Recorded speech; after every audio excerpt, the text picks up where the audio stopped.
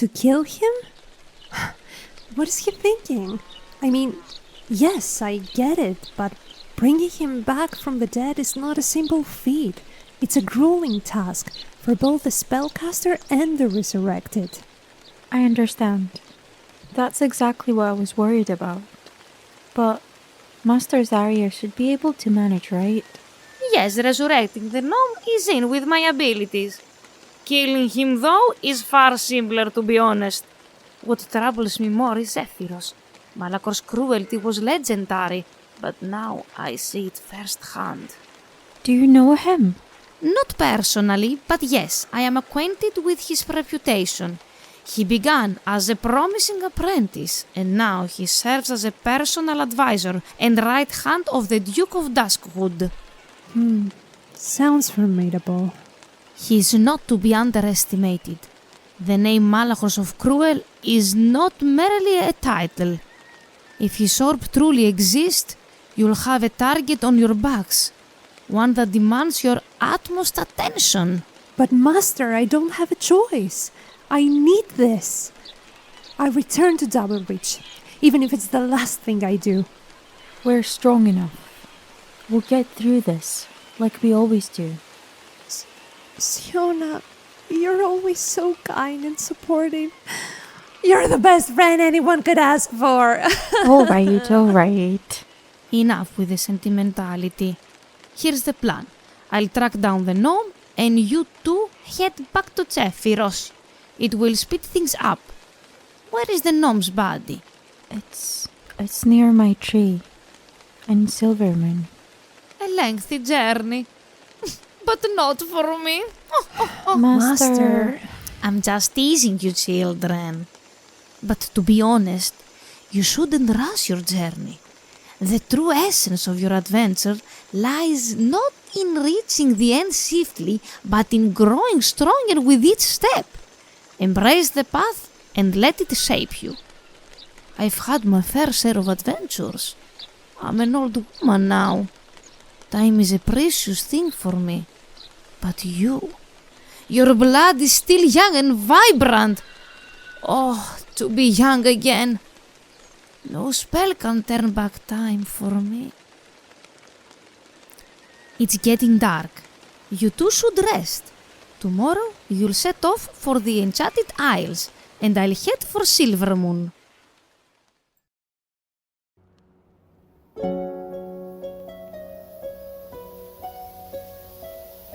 Not bad, but not quite there yet.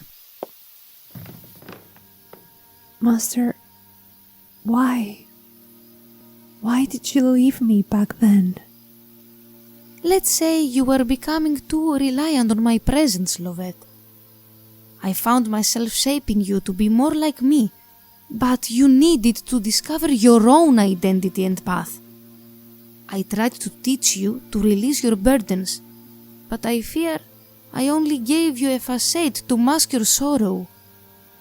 At that time, I felt like I had failed you as a mentor. But seeing you now, so determined to return to those who love you and whom you love, that brings me joy. Yes, I found a family, but I lost them. Because of my own foolish passion, my desire for freedom, because I couldn't keep my mouth shut, because... You've always followed your heart. Tell me, Lovette, do you regret anything from the start of your journey until now? No. Not even running away and giving Emmet the chance to punish you? I did regret it at first, for a while. But then I met Sionnach, and she's an incredible friend, and with her I've come to know and help so many wonderful people. Then keep trusting your heart. It leads you well, even if you don't see it right now. If you weren't as passionate, determined and kind as you are, those people might never have stayed by your side. You and your friends are on a different path for now, yes, but perhaps these roads will meet again someday. So, don't look back. There is nothing for you there. They are still with you, just on a different road. And don't you dare be left behind. I've missed you, Master. I've missed you too, darling. I really have. Welcome to another episode of the D&D podcast, and we are back! It feels so good to be back, doesn't it, Val? Oh, it feels so good being back indeed. Season 2 is here, and we're so excited for all the new things we have to share with you. We have been working hard all summer long to create the most magical second part of Sionnach's and Lovette's story, and we're looking forward for you hearing new voices, favorite characters making their comeback, a new arc for our favorite gingers, and so much more. But before we discuss today's topic, let's thank our favorite music teacher, Lia Kollita, for giving her amazing voice to the incredible Master Zaria. Thank you. We love you so much. And I think it's time, though. A few weeks ago, the new PHB Player's Handbook saw the light of day. And we thought, what a perfect way to start Season 2 by hearing our opinion about all the changes. What do you think, Val? Shall we start? Yes, of course. Brace yourselves. I really don't know what's going to happen after this episode airs. I feel like if anyone from Wizards of the Coast will ever listen to this by any chance, and trust me, I know this won't happen ever, there won't be a single offer for us to collaborate with them in the future. Oh, God. I'm sorry in advance. We have been discussing about this for so long already. I feel like every time we talk about this, I get more and more upset. So excuse my rage, but I would like to rage because I'm just a hater of anything new. I'm a hater of change, but I promise I'll try not to focus only on the negative changes, at least negative for me, but discuss about the exciting changes if we find any, Zephy. Let's go. I'm ready for battle. Well, let's see about that. But, I think I'll take it from here. Sure. Among all the changes we've seen in this edition, one of the most important ones are the 2014 edition's races. Okay, so they ended up banning the word race, and from now on, we can only use the word species, apparently. But honestly, I've been using the term race for as long as I can remember, and it's going to take a long time for me to adjust to this new terminology, if I ever do. So I'll keep referring to them as races. Apologies in advance to anyone who might be concerned. Now, into the change itself. Not only has the term changed, but races no longer grant a bonus to your stats. You can take your classes from the backgrounds instead. Now, if you had asked me a few weeks back what I thought about this new change, I would say it's just balonies. But now, and after a lot of thought, I'm kind of conflicted, and I'll tell you why. On the one hand, the traditional bonuses tied to race made a lot of sense because they reflected the culture, environment, and lifestyle of each race. A dwarf raised in the mountains working with stone and metal would naturally be stronger. A high elf immersed in magic and knowledge for centuries would naturally be more intelligent. So these bonuses helped create a sense of identity and distinction among the races, making them feel unique and rooted in the world they came from. Not because they were born strong from day one just because they were dwarves, but because of the environment the race lived in and their way of life. It's not like if my parents are smart, I'm automatically going to be smart too. Look at me, I'm a bit of dum-dum. But then there's the other perspective, which is also valid. What if a dwarf wasn't raised in those conditions? What if a dwarf was kidnapped as a newborn and raised by elves for some reason, eating only veggies, learning elven arts, and living a completely different life? In that case, it wouldn't make sense for that dwarf to get a bonus to strength just because they're a dwarf. Their upbringing would likely shape them in different ways, perhaps making them more agile or wise depending on their experiences. This is where the new system tries to offer more flexibility. By not tying stat bonuses to race, it allows players to create characters that reflect their unique backstory and experiences more accurately. A dwarf raised by elves could be slender and quick rather than strong because that's how they were raised. So, my honest opinion, I think there's value in both approaches, and it depends on what you want to create.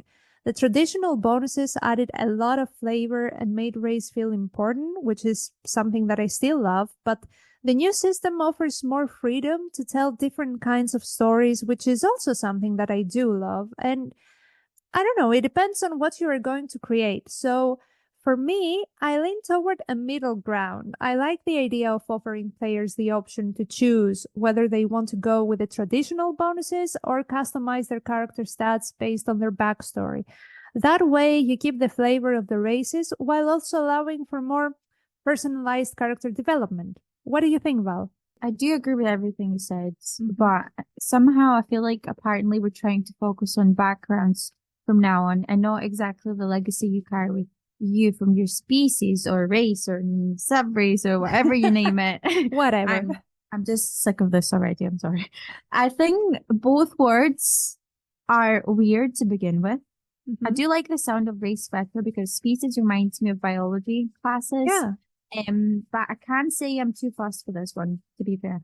But since I said focusing on backgrounds mostly, the fact that you get your ability score, as you said, the increases and an extra feat from your background and not from your species race. It does make sense the way that you said it, but I don't know how I feel about this. Yes, we're not strong because our species is strong. In general, we're strong because we became an athlete and trained hard, so that's why we get a +1 on strength. Sure, that makes sense. But that means that anything is possible, and it's a bit scary, but also fun. So I don't know how I feel about this yet. I'll be honest, it might warm up to me though. So I'm not going to be really upset about this. Well, change is scary, no doubt about it. But some changes are necessary, even if they're uncomfortable in life too. However, some changes just aren't right. And I think you know where I'm going with this. In the newest edition of D&D, half races. Brace yourselves, guys, because now I will rage. Or half species are no longer playable.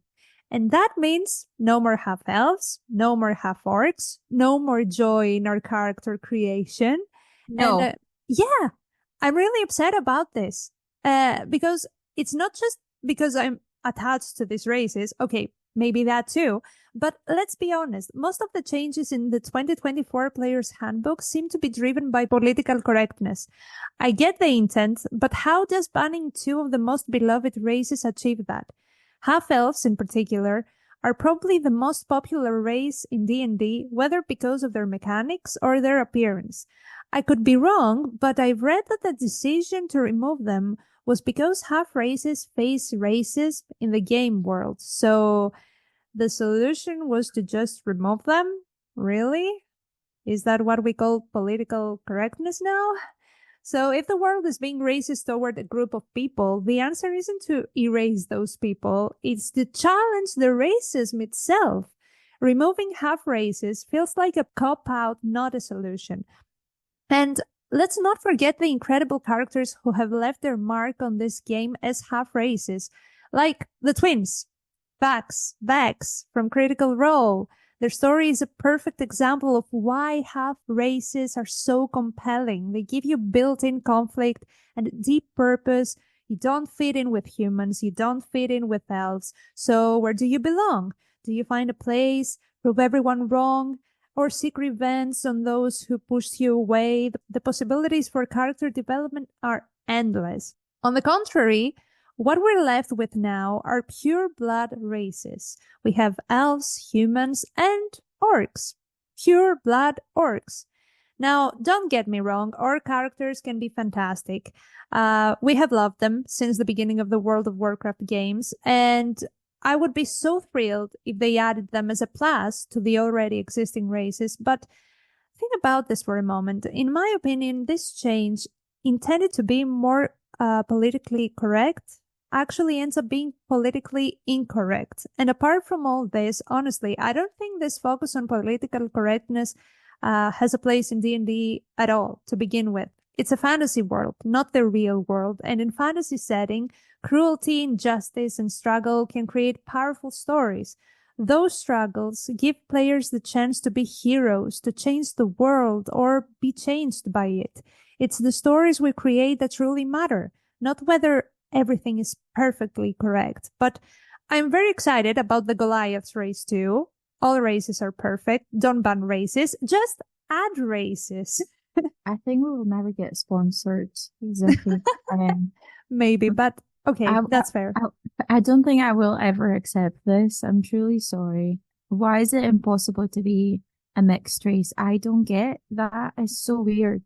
Are we entering a new era of purebloods and mudbloods? We're not in Hogwarts, for God's sake. Hermione Granger would be banned for being a half-blood child, apparently, but Draco Malfoy would be a playable character. Yeah, that's the stuff. Anyway, let's move on and focus on what's most important, shall we? The Sure. class changes. Overall, I'm really impressed with how the 2024 revisions make level 20 actually playable. Until now, high-level play often felt underwhelming. I'm hoping this change means they're preparing for some epic, godly campaigns at these levels, and I'd be really thrilled to see adventures that truly match the power of high-level characters. I totally agree with this. I haven't played high-level characters many times, but you get so much potential to look epic with your spells and your actions, but it is indeed a headache to deal with.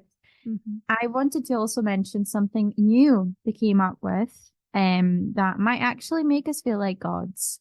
It's called Epic Boon, and it is basically a special power available only to 12th level characters. So you can gain this boon only if the DM wants them to, and only when they find it appropriate. So epic boons are best awarded after the characters complete a major quest. So for example, don't expect it after an encounter with a simple ghosting or a pack of wolves.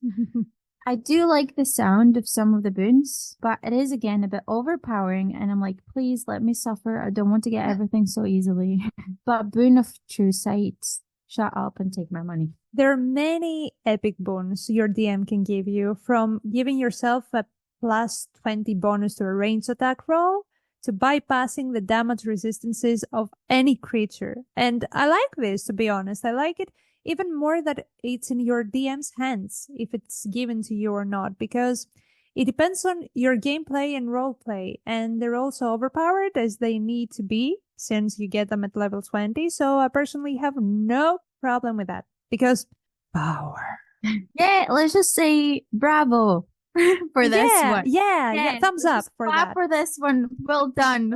We're so happy with Wizards of the Coast. But still not enough for the half races thing. Not True. enough to balance it.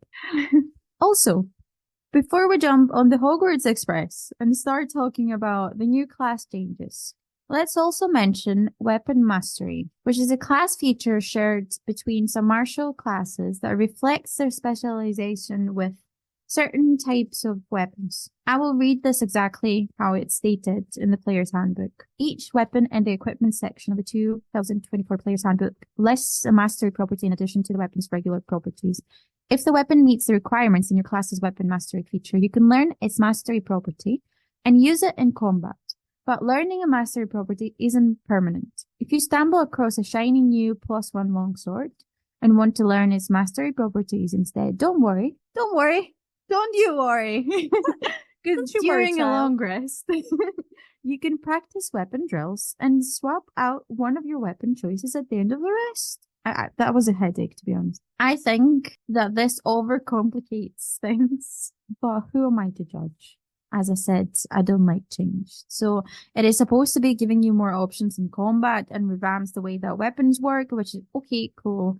But why? I feel it's a bit unnecessary. But the good thing about this is that swords have the Vex mastery property. So all I can think of this when I read it is Vex and Vax. So Yeah, cool. expected.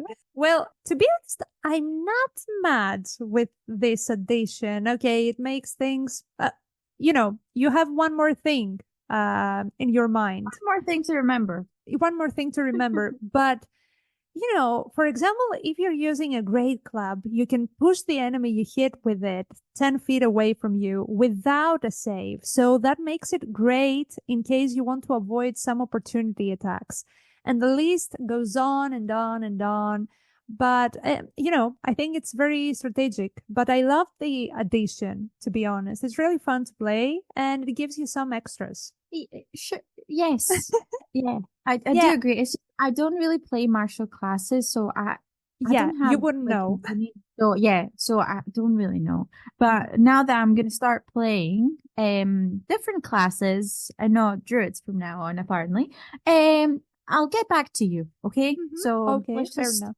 let's just talk about something else. Let's talk about warlocks. The object of Sionnach's desire. That's so true. I think I quite like the idea of fixing how useless warlocks feel after only one encounter. So the idea that now they can get Eldritch invocations and a pact boon at level 1 makes total sense in my opinion. So also having 10 Eldritch invocations instead of the previous 8 sounds also positive and promising, and I'm happy with that. And there's also this new ability they get called Magical Canning that works similarly to the wizard class Arcane Recovery. Let me tell you, I am sold. I'm selling my soul to the devil right now. I believe you. Yeah, I'm gonna stop playing druids from now on. That's it. Warlock is the new meta.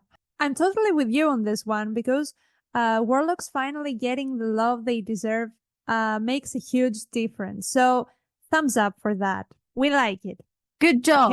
Okay, let's keep going. We may find more things that we like. Okay? So let's talk about monks though. There's been a shift in how key points work. They're now called focus points.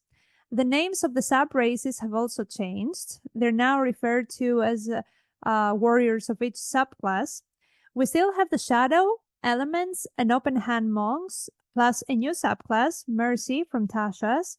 I'm very excited about the shadow and element subclasses, especially the elements seem especially promising at last, because, quote, elemental attunement now gives you 10-foot reach of your unarmed strikes and deals your choice of acid, cold, fire, lightning, or thunder damage.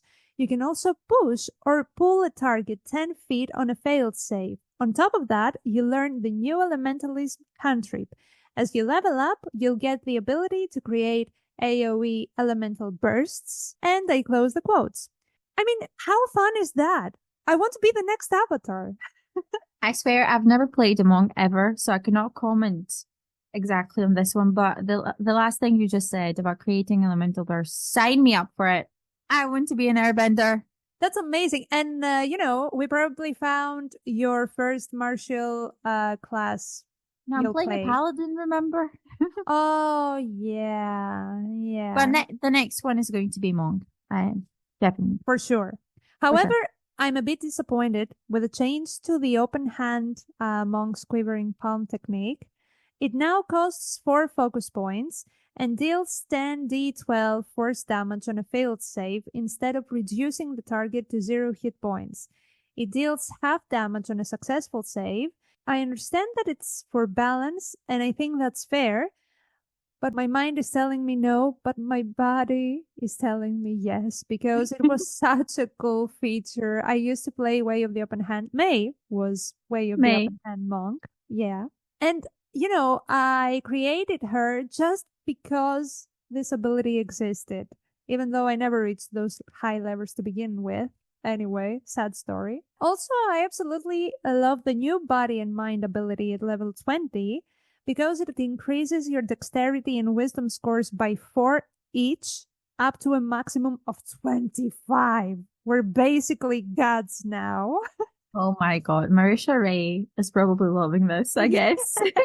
I don't know if she was involved. She casted Foresight. So, okay, I need to go now.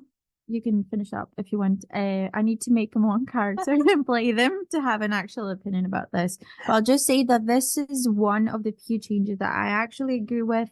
They make so much sense. So I think we put a tick on this too. We like it.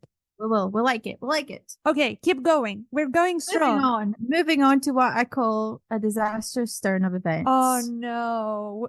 If you hear some background noise here, please, it's just me playing with a microphone because I'm really upset. Don't.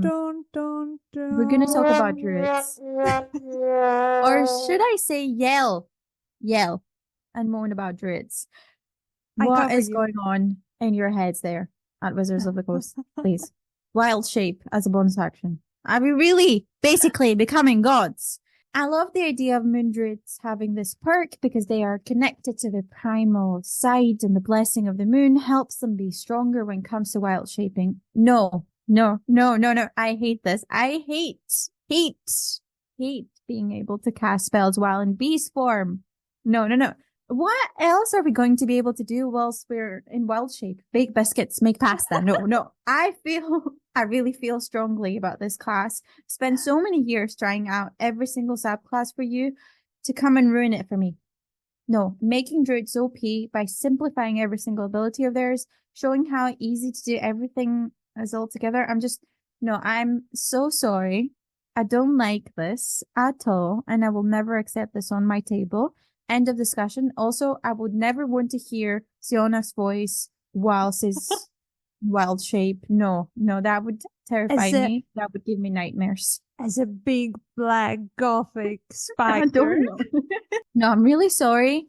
I just, no. Well, to be fair, I really like the boost to wild shape. Goodbye. It's the main reason I've always preferred playing as a moon druid to begin with. However, I'm not a fan of that simplified and limited primal order having to choose between spellcasting or martial fighting. And I'm also conflicted about being able to talk while in beast form. I'm not sure how I feel about it. The ability to cast spells while in beast form is another change that leaves me uncertain. I mean, come on, you're a spider, you have something is somatic, and I don't know, you dance as a spider, you do moves as a spider. I don't know, it's kind of cringy for me. As for the level 20 Arc Druid ability, I'm a bit underwhelmed. Other classes have had way more impressive level 20 abilities in my opinion. No, I think they were like, oh, we're going to give them all this, and then level 20 will just be just a normal thing. Because you've got all these abilities now. It's fine. You don't even need to be level 20. You can do everything. I think that's a no for us. No, it's a no. Let's move on, please, before I have a mental breakdown. I already have one, but I'm going to have a second one just now. Poor Wizards of the Coast. Poor. Okay. On the bright side, let's talk about the best of the best class changes ever in this revised edition. Let's talk about my favorite class now, the Bard.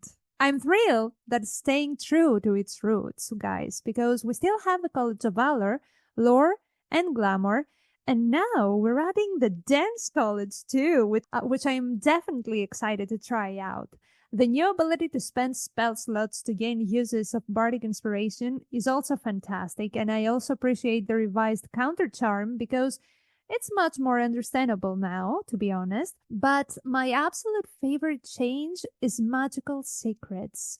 We can now select spells from the Cleric, Druid, or Wizard lists and they count as Bard spells from levels 10 through 20. We can choose spells from 4 different classes, and we can swap out Bard spells for ones from other classes' lists. How amazing is that? And if you think that's enough, wait till you hear the level 20 ability, Words of Creation. It is just mind-blowing. It lets us prepare 2 of the most powerful 9th level spells, Power Word Kill and Power Word Heal. And we can target up to 2 creatures as long as the second one is within 10 feet of the first. I'm obsessed. I rest my case. I'm obsessed. I want to play that. That is a tick for me as well. Maybe Sionnach should become a bard as well. What do you think? Yeah, a bard druid. A multi-class. No, just the bard. Just a druid? Just the bard. Just a bard? Oh, no. I mean, we have prerequisites. What about the charisma? I'm Yeah. sure they'll figure it out in the next one. The new edition might say, "Oh, it's fine if you're not charismatic. You can still be a bard." But no. I'm just joking. Everything you mentioned sounds so cool. Yeah. I love the idea of being able to dip your toes in other classes by choosing spells, because it makes total sense for someone who's like a scholar to learn different types of music, or for an artist to try something new. Though I think I will never play Calls of Duns, by the way, because as you know, I'm really clumsy. And I wouldn't be able to think of role-playing features of dance moves at all. Okay, fair. We've got other subclasses for you to play, though.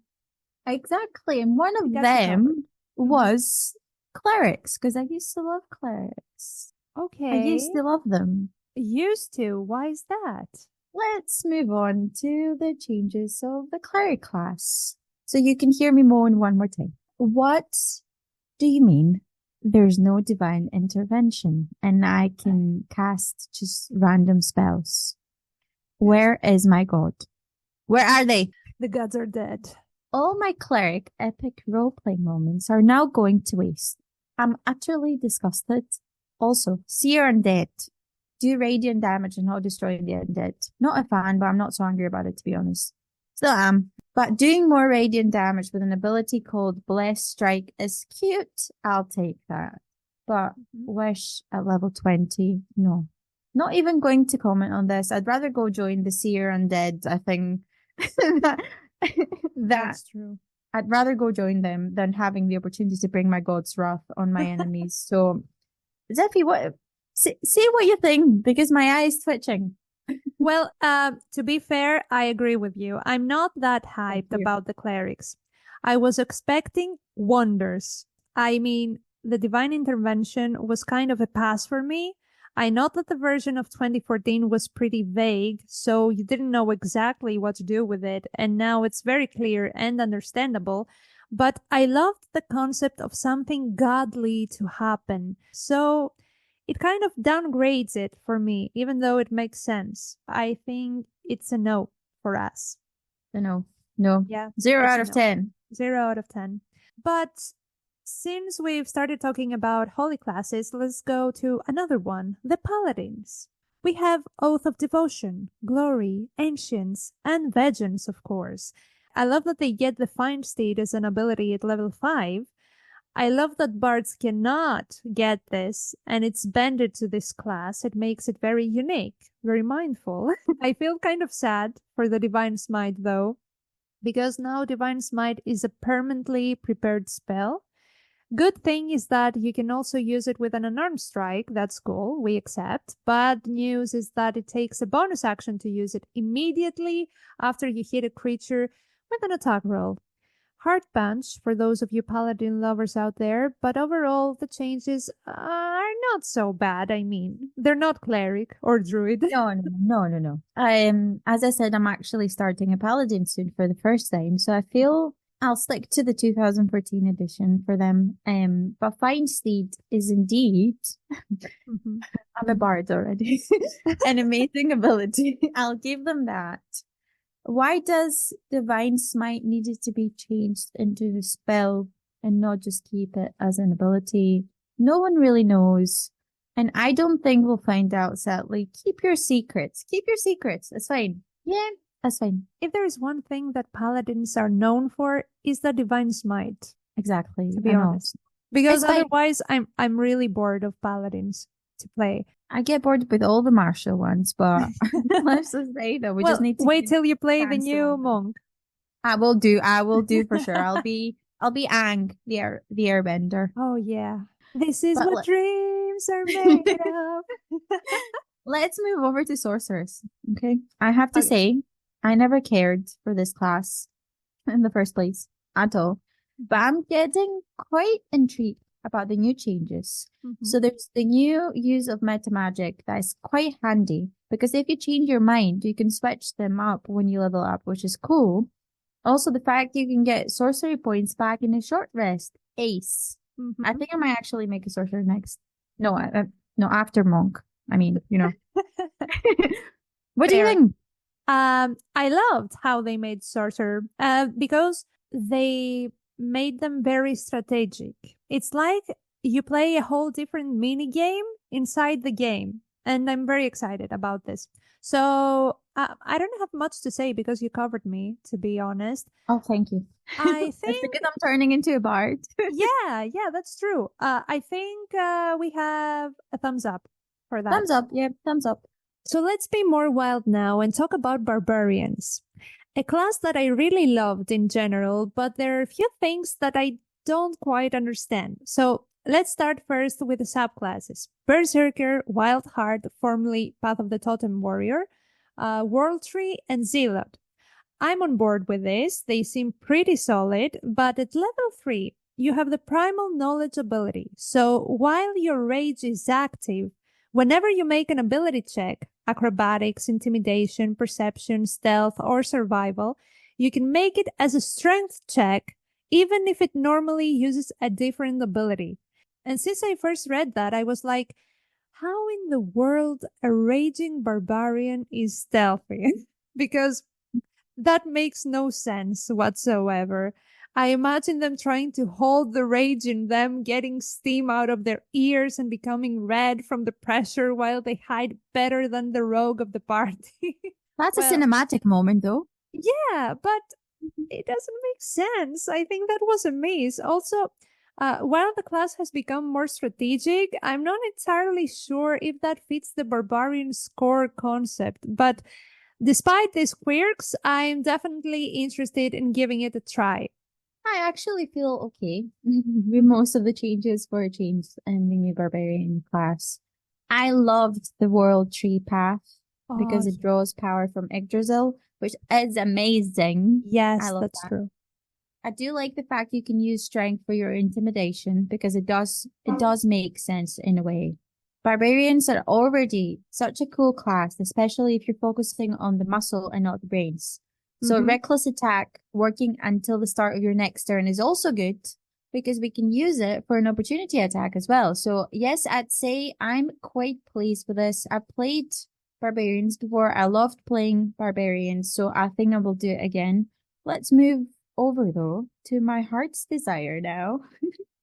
The rogue class. Keep going. I don't usually play rogues. I just like to romance them. Vaxildan. Oh my god, it fits. I know. Okay, what about them? You can now use 2 cunning strike actions at once, which is not bad at all. Also getting a reliable talent at level 7, not bad at all. But also again, it makes things a bit easier. It is a bit overpowering, but anyway, I'll take it. You also get a stroke of luck, aka natural 20, instead of your petty roll. Not bad at all, dear rogues. What do you think, Zephy?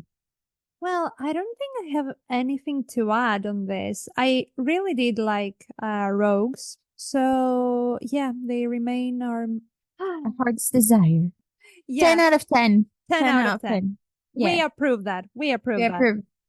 And after the rogues, let's go to fighters. I don't have much to say about fighters. I like them. I still do.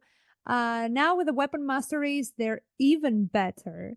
They added Psy Warriors too as a subclass. I really don't know anything about this one, so forgive me for that. Only that it's complicated, but overall, I approve. They're okay. They're fighters. Raspberries. Raspberries. I find them a bit boring. Sorry, kids. So I'll just say nothing, completely neutral about the changes because they will never affect me. Yeah. I think We it will don't not. I do like the idea of having more second wind uses. That's cool. The indomitable ability sounds good as well. If you know yourself for rolling too bad all the time, because now you can use your fighter level to this roll. Still neutral. Great. That's great. Can we move over to the ranger class next, please? Oh, yeah, please. I love rangers, okay? And I've played them quite a lot. So I was really hoping to get something good. Instead, I got misery and disappointment. Once more. Our favorite feat, sharpshooter, is completely butchered. I feel betrayed. Yeah, I know this is not part of the class, but it's a feat every ranger needs and every ranger gets. So ability score increase your dexterity score by 1 to a maximum of 20. You don't get the plus 10 if you hit anymore. How sad. I have no words really. Using Hunter's Mark twice a day without expending a spell slot is quite good. I like that. It does make things easier, yes, but Rangers have had the reputation of not being treated fairly when it comes to their feats and abilities, so I'll give them that.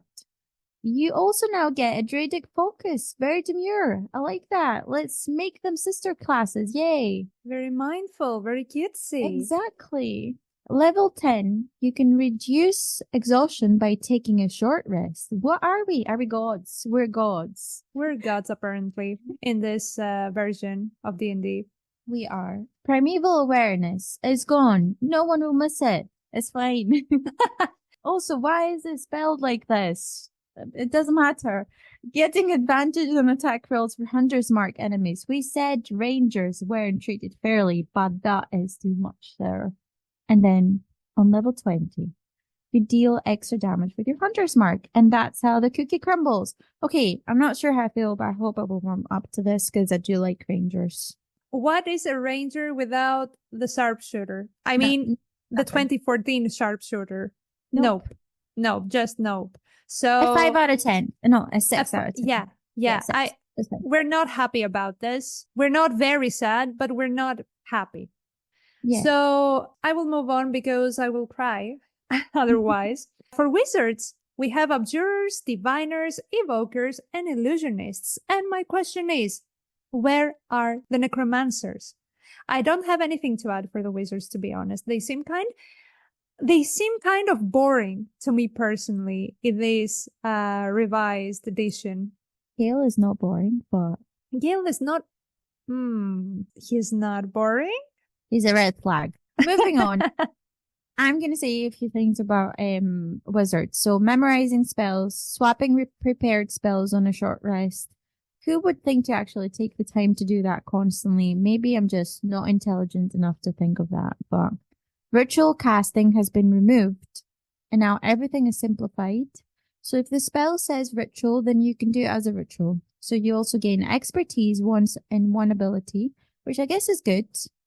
Not too bad, but again, where are the necromancers? I will actually right out here. Exactly. I don't know. I don't know what they have in their minds, to be honest. So we finished, actually, all the classes. Fortunately, yeah. And then we're moving on to the feats. Well, there are so many feats that we can't possibly talk about all of them. But in general, we have categories for them. We have origin feats, general feats, fighting style feats, and the epic boon feats, which we've mentioned earlier. So the origin feats are taken when we first create our characters, and they are provided based on the background you have selected. So these feats do not have any prerequisites and do not provide any ability score increases. Some feats, though, can be selected more than once. Next, we have the general feats, which require you to be at least level 4 to select them. These feats include increasing one ability score by 1, with most giving you a choice between 2 or 3 ability scores. These feats, though, have prerequisites, and some general feats can also be selected twice. And then we have fighting style feats, which go according to your class. Notably, paladins and rangers can skip taking a fighting style feat and instead take the blessed warrior druidic option, which allows them to learn cantrips from the cleric druid spell lists. As for the feats themselves, okay, some changes, but I will never forgive them for changing the sharpshooter feat, as we've said, because, you know, guys, it was a high risk, high reward, and now it just bleh. At least it was high risk, high reward in the low levels, because later on it wasn't that a high risk, to be honest. What do you think about that, Val? No comment on this. No, I don't like change, Zephy, as you already know. I know they tried to make everything player friendly, more player friendly, because it was already player friendly to begin with. But it's not looking like it for me. I'm truly sorry for saying this, but I'd happily stick to 5th edition 2014 version. Mm-hmm. I don't like being forced to choose the new Chains versions, and I hope that won't be the case. I feel it will be. I understand that they also wanted to stay relevant, which is fine, but still some of the changes make no sense whatsoever, so I'm not really happy with this, but I have to wait and see. Maybe the Chains version will win me over. Yes, no, maybe not, but we'll see. I'll give it some time. For now, I give it 4 out of 10. What about you? Ooh, that's harsh. Well, when I first read the changes, I really, really disliked it. But now that I got some time to read them and think about them, I'm not that mad. It's the greatest addition for power players, to be honest. They made it more powerful, more strategic, more mechanical, and I like that, to be honest. But yes, the half races thing is something I can't let it pass that easy. All in all, there are things that I love in this new edition, and there are things that I don't love, but the things that I love are a bit more. So I would say a 7 out of 10 is a fair score for me, because I like power play. Just ask me again another day, like 3 months later, maybe, okay? Maybe you need some time to grow in you. Yeah. I need some time to adapt and change. Yeah, I understand what you're saying. Yeah. So that's it for today, you guys. We hope you enjoyed it, and we are curious to know what are your thoughts about this new edition of D&D. So make sure to let us know, and we are truly, truly happy to be back on track, and we will see you all in the next episode. So till then, may all your rolls be a natural 20. Bye! Bye!